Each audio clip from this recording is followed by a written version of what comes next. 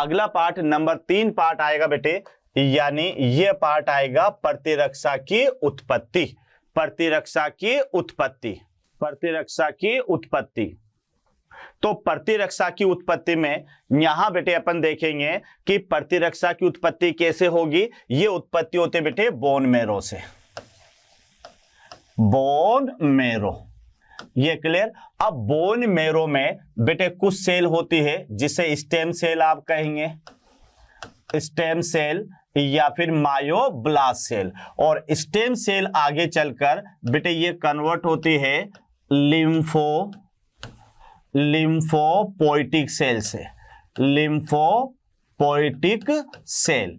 और ये जो लिम्फोपोइटिक सेल है ये बेटे यहां पर ये दो प्रकार की होती है, ध्यान रखना। लिम्फोपोइटिक सेल एक तो टी लिम्फोसाइट होती है और एक बी लिम्फोसाइट होती है। तो यहां आप ध्यान से देख लें कि सबसे पहले प्रतिरक्षा की उत्पत्ति कैसे होगी।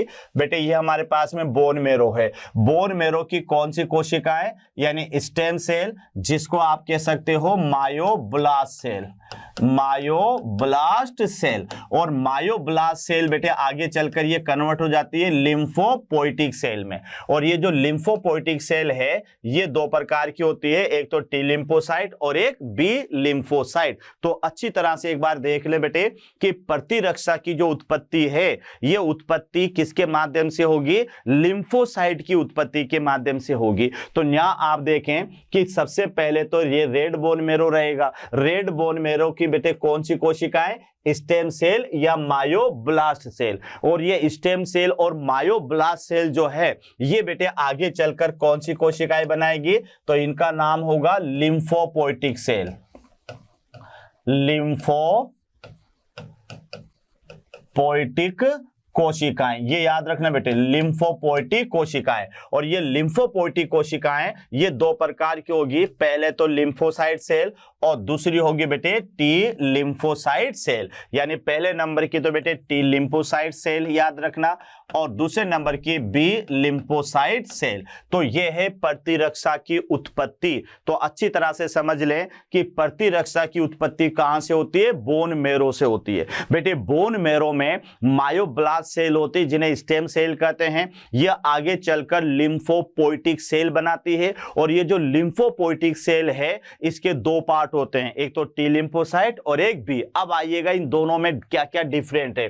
तो इन दोनों में बेटे डिफरेंट अगर आप देखेंगे तो पहला डिफरेंट जो देखेंगे बेटे थाइमस ग्लैंड में विकसित होती है, जबकि ये जो विकसित होती है ये केवल बोन मैरो में ही विकसित हो जाती है। तो बेटे अगर टी को टी क्यों कहते हैं, बी को बी क्यों कहते हैं, तो याद रखना कि टी लिम्फोसाइट बनती बोन मैरो में है, लेकिन वहां से बेटे अगर ये थाइमस में आकर विकसित होती है तो इसे टी लिम्फोसाइट कहा जाता है। और जो बोन मैरो के अंदर ही विकसित होती है तो उसे बी लिम्फोसाइट कहा जाएगा। तो टी लिम्फोसाइट तो थाइमस ग्लैंड में, इसी वजह से बेटे जो थाइमस ग्रंथि है ना इसको टी लिम्फोसाइट का स्कूल कहा जाता है। यानी जो थाइमस ग्रंथि है इसे टी लिम्फोसाइट का ट्रेनिंग स्कूल भी कहा जाता है, क्योंकि थाइमस ग्रंथि के अंदर ही जो है टी लिम्फोसाइट विकसित होती है। और बी कहां होते बेटे, बोन मैरो में। उसके बाद में इसका जो जीवन काल होता है बेटे, इसका जीवन काल लगभग 30 दिन का होता है, जबकि इसका जीवन काल जो होता है वो मात्र 5 से 7 दिन का होता है। तो ये अंतर भी याद कर लेना कि टी लिम्फोसाइट का जीवन काल तो बेटे लगभग 30 दिन का होता है और बी लिम्फोसाइट का जो जीवन काल होता है वो 5 से 7 दिन का होता है।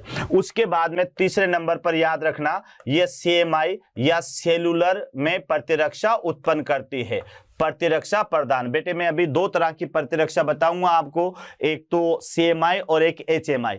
तो ये जो टी लिम्फोसाइट है याद रखना ये कोशिकीय प्रतिरक्षा प्रदान करती है, जबकि वो एचएमआई है बेटे तो वह हुमोरल या तरल प्रतिरक्षा प्रदान करती है। तो यहाँ सीएमआई का मान होता है सेल मीडिएटेड इम्यूनिटी, मैं आगे बताऊंगा बेटे। और एचएमआई का मतलब होता है हिम मीडिएटेड इम्यूनिटी। जो ये जो टी लिम्फोसाइट है ये कोशिकीय प्रतिरक्षा प्रदान करती है, जबकि ये HMI यानी हुमोरल प्रतिरक्षा प्रदान करती है, जिसे तरल प्रतिरक्षा या रक्तीय प्रतिरक्षा भी आप कहेंगे। तो बेटे देख लीजिएगा, यानी टी लिम्फोसाइट का मतलब थाइमस ग्लैंड में विकसित और बी लिम्फोसाइट का माने बोन मैरो में विकसित। इसका जीवन काल 30 दिन का, इसका जीवन काल 5 से 7 दिन का। बेटे ये कोशिकीय प्रतिरक्षा प्रदान, ध्यान रखना सेलुलर का माने होता है कोशिकीय प्रतिरक्षा प्रदान, और ये हुमोरल यानी तरल प्रतिरक्षा प्रदान करती है। बेटे ये क्या करती है, यानी ये एंटीबॉडी के निर्माण के लिए बी लिम्फोसाइट को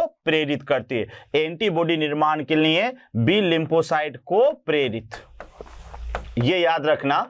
यानी बेटे इसका काम है कि ये जो टी लिम्फोसाइट है ये बी लिम्फोसाइट को प्रेरित करते हैं, किसके लिए, एंटीबॉडी के निर्माण के। इसका मतलब ये हुआ कि अगर टी लिम्फोसाइट नहीं बनेगी तो बेटे बी लिम्फोसाइट जो है एंटीबॉडी का निर्माण भी नहीं कर पाएगी, क्योंकि एंटीबॉडी का निर्माण बी लिम्फोसाइट करती है, लेकिन उसे प्रेरित कौन करता है, तो उसे प्रेरित करती है टी लिम्फोसाइट। तो यहां तक क्लियर। लेकिन बेटे ये जो बी लिम्फोसाइट है ये तो सीधे ही क्या बनाएगी, एंटीबॉडी के निर्माण में सहायक। तो बी लिम्फोसाइट तो सीधा एंटीबॉडी बनाती है, लेकिन उसे प्रेरित किया जाता है किसके द्वारा, यानी टी लिम्फोसाइट के द्वारा। तो बच्चों एक बार और आप डिफरेंस देख लें कि प्रतिरक्षा उत्पन्न कैसे होती है। तो प्रतिरक्षा की जो उत्पत्ति है ये बोन मैरो में होती है। बेटे बोन मैरो की किन कोशिकाओं से होती है, तो स्टेम सेल या मायोब्लास्ट से होती है, और ये मायोब्लास्ट कोशिकाएं विभाजित होकर क्या बनाते हैं, लिम्फोपोइटिक सेल बनाती है। और ये जो लिम्फोपोइटिक सेल है इसके दो पार्ट होते हैं, एक तो टी लिम्फोसाइट और एक बी लिम्फोसाइट। अब इनके नाम के आधार पर याद कर लेना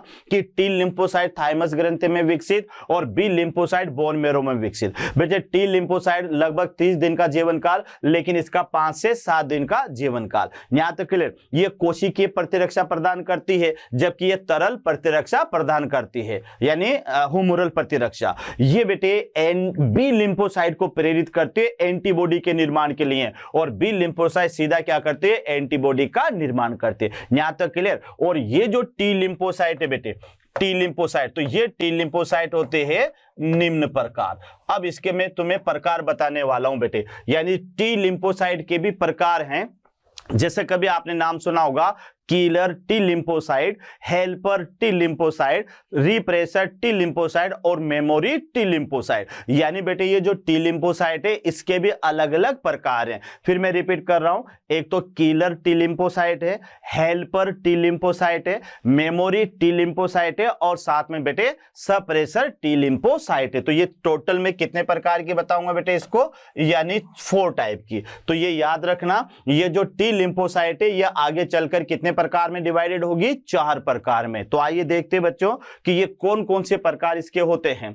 तो यहां आप देखिएगा, इसका पहला प्रकार है और पहला प्रकार है किलर टी लिम्फोसाइट, याद रखना बेटे। और इसको शॉर्ट फॉर्म में अपन क्या कहेंगे, टीके, यानी इसको किलर टी लिम्फोसाइट भी कहोगे। अब जैसा नाम से लग रहा है ना, किलर टी लिम्फोसाइट, यानी ये जो लिम्फोसाइट है बेटे, ये जो लिम्फोसाइट है ये रोगाणुओं को सीधे मारने का कार्य करती है, तभी तो इसका नाम क्या पड़ा, किलर टी लिम्फोसाइट। तो आप देख लें, यह टी लिम्फोसाइट पैथोजन यानी रोगाणुओं को नष्ट करती है। भाई नष्ट करेगी तभी तो किलर कहा अपन ने इसे। तो ये पहला पॉइंट आप याद कर लेना इसका बेटे, यानी किलर टी लिम्फोसाइट का माने यानी ऐसी लिम्फोसाइट जो रोगाणुओं को नष्ट करने का कार्य करती है।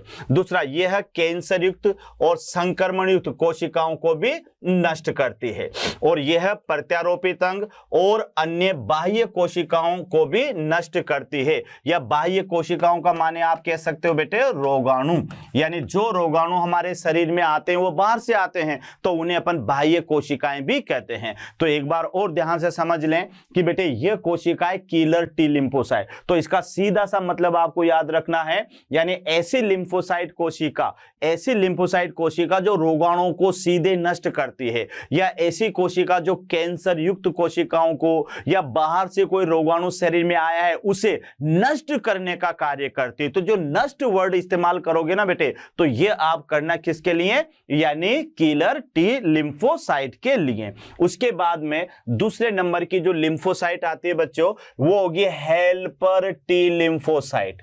हेल्पर यानी इसको आप कहोगे सहायक, हेल्पर का माने क्या होता है बेटे, सहायक टी लिम्फोसाइट, इसे टीएस से आप जानेंगे। तो एच का माने क्या होगा, हेल्पर होगा, हेल्पर। तो अब आप यहां देख लें कि ये जो लिम्फोसाइट है बेटे, याद आ रहा है ना एड्स, कि एड्स रोग में जो एड्स का वायरस है, एड्स का जो वायरस है, बताओ कौन सी लिम्फोसाइट को संक्रमित करता है? तो जवाब क्या था वहां पर, टी लिम्फोसाइट को। और टी में भी ऑप्शन आ जाए तो हेल्पर टी लिम्फोसाइट को, क्योंकि ये हेल्प करती है। ये किस में हेल्प करती है बेटे, एंटीबॉडी निर्माण में हेल्प करती है। यानी यही एक ऐसी एंटीबॉडी है जो बी एंटीबॉडी को प्रेरित करेगी, किसके लिए, एंटीबॉडी के निर्माण के लिए। तो आप देख लीजिएगा कि यह बी लिम्फोसाइट को एंटीबॉडी निर्माण के लिए प्रेरित करती है। ये हेल्प है इसकी मेन। यानी क्या हेल्प याद करेंगे बेटे, कि जो टी मतलब हेल्पर टी लिम्फोसाइट है,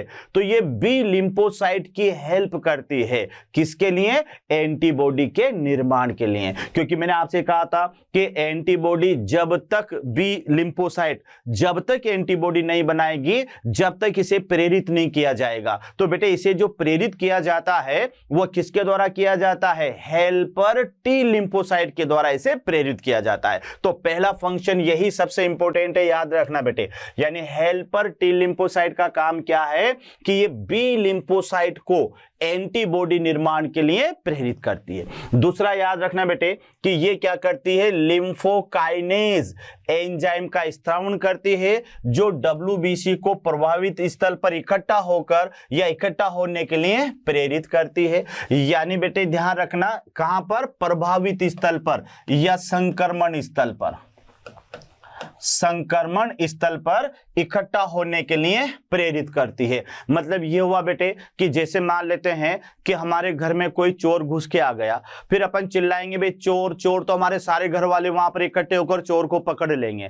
तो जब हमारी शरीर में कोई चोर रूपी रोगाणु घुस जाता है, तो यही बेटे जो हेल्पर टी लिम्फोसाइट है, ये अन्य जो डब्ल्यूबीसी है, जैसे मोनोसाइट है या जो है बेटे क्या कहते हैं न्यूट्रोफिल से जो रोगाणु को मार देती है, उनको उस संक्रमण स्थल पर आने के लिए प्रेरित करती है, ताकि रोगाणु को जल्दी जल्दी नष्ट किया जा सके। तो क्या काम है बेटे इसका, कि एक तो लिम्फोकाइनेज का ये स्त्रावण करती है, और लिम्फोकाइनेज जो होता है ये डब्ल्यूबीसी को प्रभावित या संक्रमण स्थल पर इकट्ठा होने के लिए प्रेरित करता है, ताकि संक्रमण स्थल पर जो रोगाणु आया है ये उसे नष्ट कर सके। उसके बाद में बेटे ये किलर, उसके अलावा टी सेल और बी सेल के विभाजन को भी प्रेरित करती है, और जिससे टी सेल और बी सेल के क्लोन बनते हैं। तो इस कारण से इसे कहा जाता है क्लोन सिलेक्शन, भी इसको कहा जाता है। तो याद कर लेना, एनसीईआरटी का टॉपिक है बेटे कि क्लोन सिलेक्शन कौन सी टी लिम्फोसाइट जो है मदद करती है,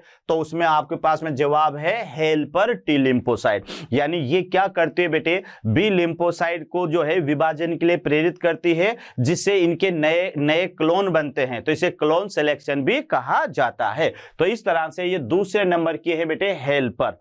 आगे बढ़े अपन, तो हेल्पर के बाद में फिर आता है बेटे तीसरे नंबर की, वो आता है मेमोरी टी लिम्फोसाइट सेल।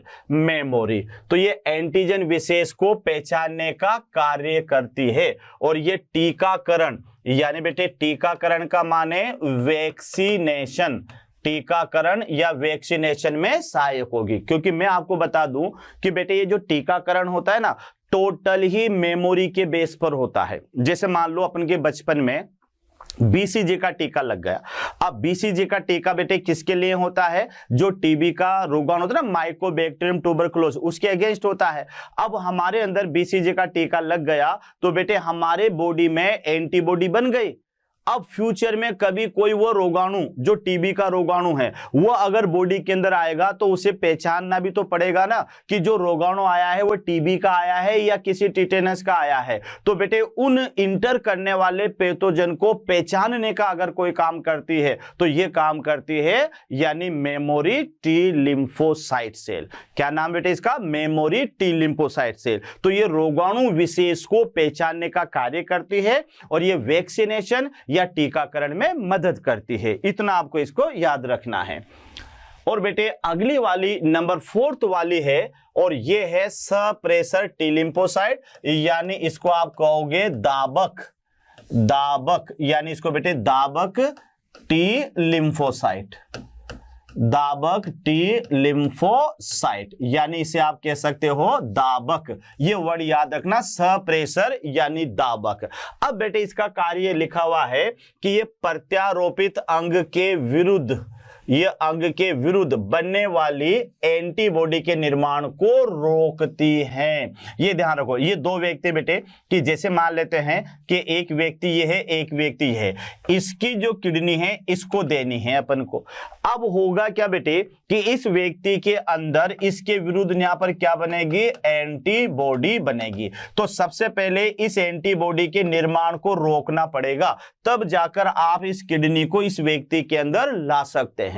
तो बेटे ध्यान रखना, ये जो सप्रेशर टी लिम्फोसाइट है, इसका काम यह है कि जब किसी व्यक्ति को में अपन अंग का प्रत्यारोपण करते हैं तो बेटे उस व्यक्ति में उसके विरुद्ध क्या बनती है, एंटीबॉडी बनती है। तो ये जो सप्रेशर टी लिम्फोसाइट होती है, ये प्रत्यारोपित जो अंग उस दूसरे व्यक्ति में उस अंग का प्रत्यारोपण करना है, उसके विरुद्ध बनने वाली एंटीबॉडी के निर्माण को रोकेगी। क्योंकि जब तक बेटे ये एंटीबॉडी बनती रहेगी तो इस अंग को इधर नहीं ला सकते। तो पहले याद रखना, जिस व्यक्ति के अंदर भी जो है बेटे अंग प्रत्यारोपण किया जाता है, वहां पर सप्रेशर ड्रग्स दी जाती है उसे, और उन दवाइयों का काम वही होता है जो यहां पर ये वाली टी लिम्फोसाइट करती है, सप्रेशर यानी दाबक टी लिम्फोसाइट। तो क्या लिखा हुआ है कि ये प्रत्यारोपित अंग के विरुद्ध बनने वाली एंटीबॉडी के निर्माण को रोकती है। यानी आप देखो कि ये पहला व्यक्ति है और ये दूसरा व्यक्ति है। बेटे मुझे इसकी किडनी जो है ना, ये यहाँ पर इसको इधर ले जाना है। तो जैसे अपन इसकी किडनी को एक से दूसरे व्यक्ति में ले जाएंगे तो यहाँ पर क्या बनेगी, इस अंग के विरुद्ध यहाँ बनेगी एंटीबॉडी।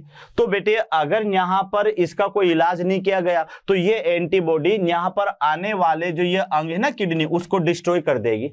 तो अब पहले क्या करना पड़ेगा कि ये जो प्रत्यारोपित अंग है उसके विरुद्ध बनने वाली एंटीबॉडी के निर्माण को रोकना पड़ेगा। तो यही काम यहां पर करती है, यानी सप्रेशर टी लिम्फोसाइट। और ये एचटी और बी लिम्फोसाइट के कार्य का विरोध करती है। यानी जो बी लिम्फोसाइट है बेटे, वो काम क्या करती है, बी लिम्फोसाइट, बी लिम्फोसाइट का काम है एंटीबॉडी के निर्माण को प्रेरित करना, और इसका काम क्या है, एंटीबॉडी के निर्माण को रोकना। तो ये इसके विरुद्ध कार्य करती है। तो इस तरह से बेटे याद रखना, ये चार प्रकार की जो है टी लिम्फोसाइट है। एक तो किलर टी लिम्फोसाइट, दूसरी हेल्पर टी लिम्फोसाइट, तीसरी मेमोरी टी लिम्फोसाइट, और चौथी है सप्रेशर टी लिम्फोसाइट। अब इनके एक एक फंक्शन याद कर लेना बेटे। जो किलर है वो रोगाणु को सीधे नष्ट करने का कार्य करती है। जो हेल्पर है वो बी लिम्फोसाइट को एंटीबॉडी निर्माण के लिए प्रेरित करती है। जो मेमोरी है बेटे, ये टीकाकरण के समय एंटीजन या रोगाणु विशेष को पहचानने का कार्य करती है। और जो लास्ट में सप्रेशर है, ये प्रत्यारोपित अंग के विरुद्ध बनने वाली एंटीबॉडी के निर्माण को रोकने का कार्य करती है। तो ये था बेटे हमारे पास में, यानी एंटीबॉडी और एंटीबॉडी के बाद में प्रतिरक्षा की उत्पत्ति। तो ये टॉपिक था बेटे। तो यहां तक आपको अच्छी तरह से याद रखना है। तो मोशन मंच की ओर से बेटे आपको एक बार फिर बहुत बहुत धन्यवाद। और बेटे समझ के पढ़े, अच्छा पढ़े, ध्यान से पढ़े, है ना, और साथ में स्वस्थ रहे। ओके बेटे, थैंक यू वेरी मच।